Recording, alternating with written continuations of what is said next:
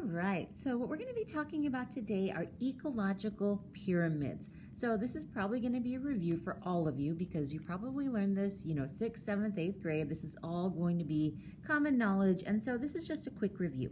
All right, so we're going to go over 4 different types of pyramids and just some terms that you do need to know for these pyramids. So let's go ahead and get started. Our first one is going to be referring to feeding. Okay, so if we're talking about feeding, we're talking about our different trophic levels. And so every single level of this pyramid is referred to as a trophic level. Okay, so all of these are going to be trophic levels. So if we're thinking about our pyramid and what is located where, we know that at the bottom of the pyramid, we're going to have our producers. Okay, so producers are going to be anything that is plants, anything that's going to photosynthesize, and because it's at the bottom, we know that it has the most number of organisms out of all of our organisms on this particular pyramid. The organisms that eat producers are going to be our consumers, and so the ones that particularly eat producers are primary consumers.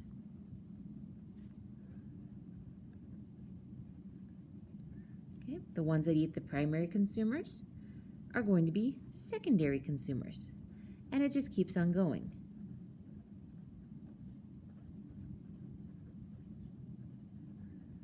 Okay.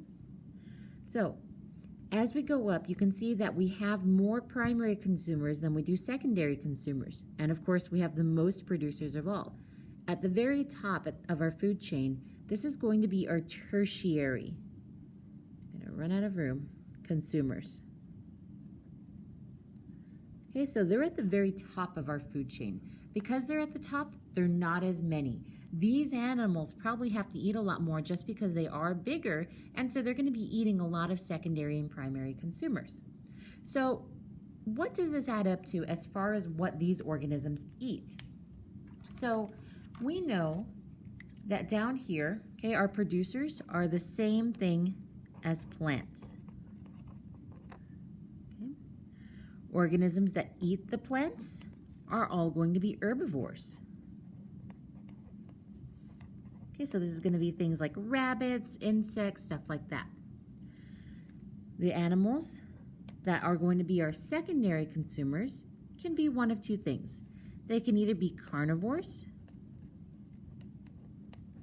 because they eat our herbivores, or our secondary consumers sometimes also have the option of eating plants. Okay, so usually they'll do both. So usually at the secondary consumer level, they're either carnivores or omnivores. Okay. And then of course, up here at the tertiary consumer level, we know these guys are carnivores. And they're most often strictly carnivores. So one thing that's special about this particular pyramid is we do have something that's outside of the pyramid.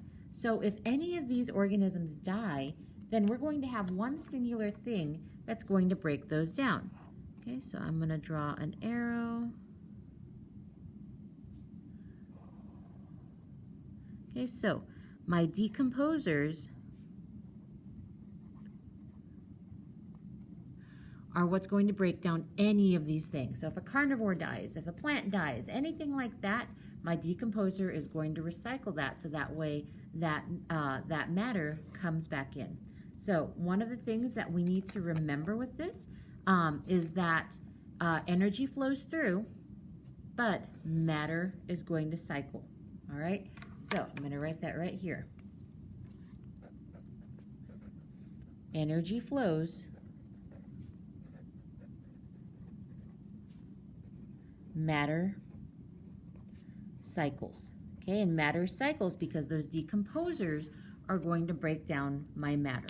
Okay, so whatever is up here at the top, it's going to get broken down, and then my plants can use it again. It's going to keep on going. It's a circle of life. My energy flows through.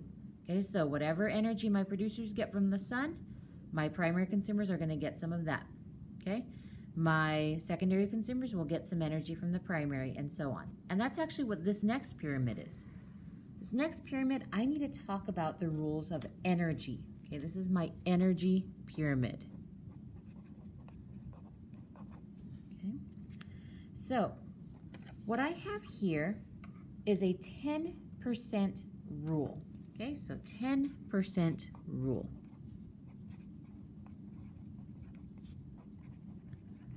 Okay, so with my 10% rule, okay, what this means, only 10% of energy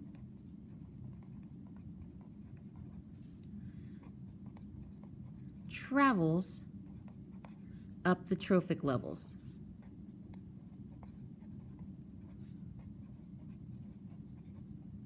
Okay, 90% is lost as heat. Okay, and that makes sense. If you touch your arm is warm. Okay, so if you go outside and it's really cold, whenever you breathe out and you have that fog, it's because you're breathing out some warmth. So, okay, 10% rule. 90% of our energy is lost as heat. Only 10% will actually travel up the food pyramid. So, for example, okay, if I start down here with an organism, let's say that it's 1,000 calories. Okay, so calories is food energy. Okay, that's why you have calories on the back of your food packets. All right, so if I have 1,000 calories, only 10% is going to travel up. Okay, so 10% of 1,000 is 100 calories. 10% of that is going to be 10 calories. And then my last one, 10% of that is going to be 1 calorie. All right, and technically if I had more, it's going to become decimals. So that's why these organisms up here, these tertiary consumers, have to eat more than these guys down here because they're not getting as many calories.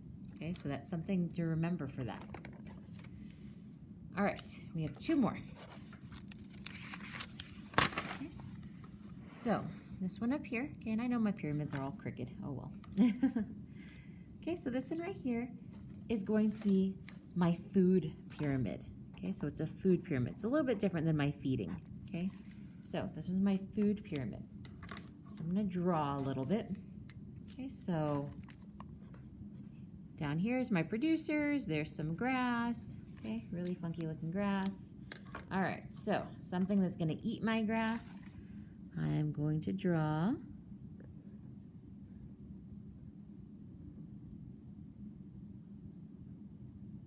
okay. There's a rabbit. Okay, it's a fat little rabbit. All right, so something that's going to eat my rabbit.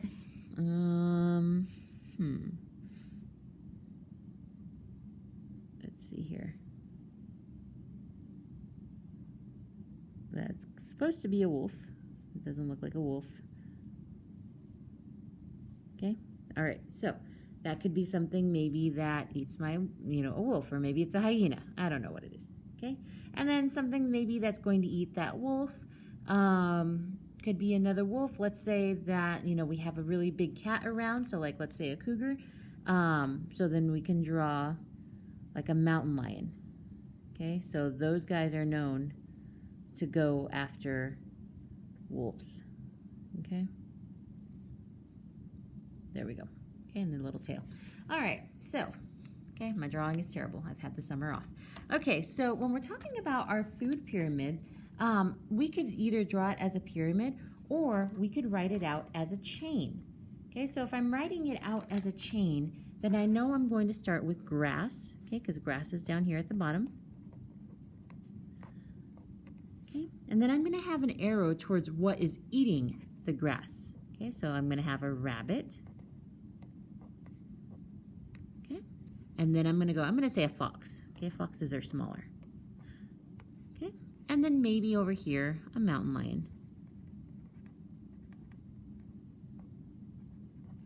Okay, so I can create a food chain from this food pyramid.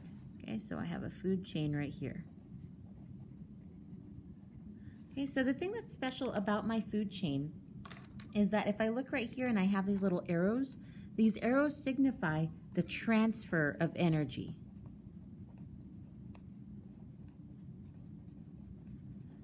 Okay, so my energy is being transferred up that food pyramid. It's going, through that food chain. I can't put the arrows the other way. So additionally, okay, if I look right here, all of these things are living. So one of the vocab words that we can say for this is biomass. Okay, so all of these are biomass. So if I give a definition for biomass,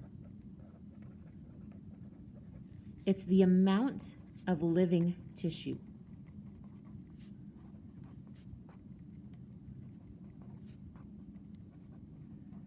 Okay, so I told y'all that of the plants, there's more plants. Okay, so if I take the mass of it, there's a lot more mass of the plants than there are of rabbits. There's a lot more rabbits than there are of foxes. A lot more foxes than there are of mountain lions. So as I go up the pyramid, my biomass is going to decrease. Okay, so I have less mountain lions than I do of rabbits. Okay, and that's because my mountain lions are big. They need a lot more food than the rabbits do. Okay, it's a lot more grass, or plants than there are of rabbits. All right, so as I go up the pyramid, my biomass decreases. So the last one we're going to talk about, we actually did today. Okay, so this is our biomagnification pyramid. Okay, so biomagnification, just in case you're still confused.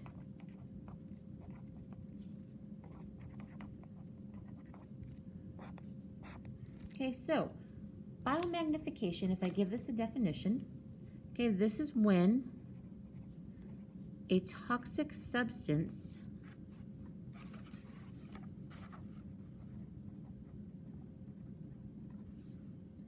increases in higher trophic levels.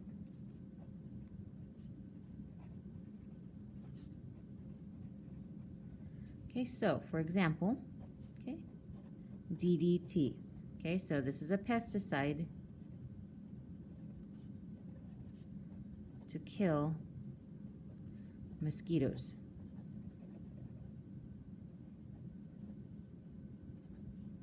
All right, so that's one of my examples is DDT. So if I look at this little pyramid, okay, so let's say that I have some bugs. Okay, I'm just gonna draw some little flies, mosquitoes, whatever you wanted them to be, okay? So I have these little bugs here.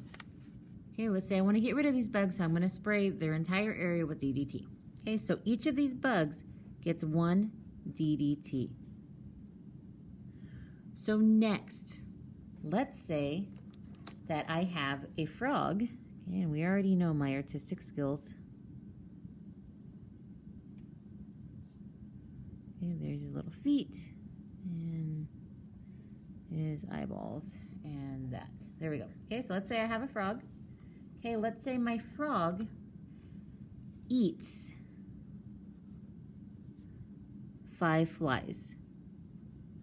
Okay, so now my frog has 5 DDT. All right. Next, okay, let's say that I have a snake.